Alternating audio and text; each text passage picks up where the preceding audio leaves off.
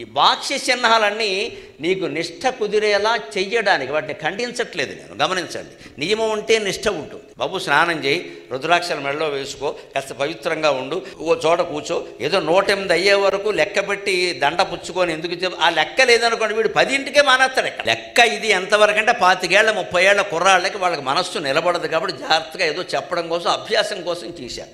ఓ 70 ఏళ్ళు దాటాయంటే మనం నిరంతరం అదే స్మరణ, ఇంకా లెక్క దేనికి దండలన్నీ అవతల బారాయి. మనం ఏం చేసాం, 108కే ఇంకా పోసేది పులికి పోసి ఉంటుంది, ఇంతలా పోసరాదు, పోసొస్తుందమ్మా, పురుషోత్తముడు రాడు. ఆకలిసి ఆవురావురమని అన్నం తినేవాడు ఎవడన్నా ముద్దలు లెక్కెట్టాడు. నిద్రపోయి ఉయ్యాలలోంచి లేచిన పిల్లాడిని తల్లి ఆబగా ముద్దు పెట్టుకుంటుంది, ఆవిడ ముద్దులు లెక్క పెట్టింది. నా దేశ స్వాతంత్రం కోసం, నా దేశాన్ని ఉగ్రవాదుల నుంచి కాపాడడం కోసం కాశ్మీర్ సరిహద్దుల్లో ఉండి పోరాడుతున్న సైనికులు ఎవరైనా శరీరానికి పడిన గాయాలు లెక్క పెట్టారా? మనం పూసలు ఎలా లెక్క పెడుతున్నామండి? మన బుద్ధి ఎప్పుడు మారుతుంది?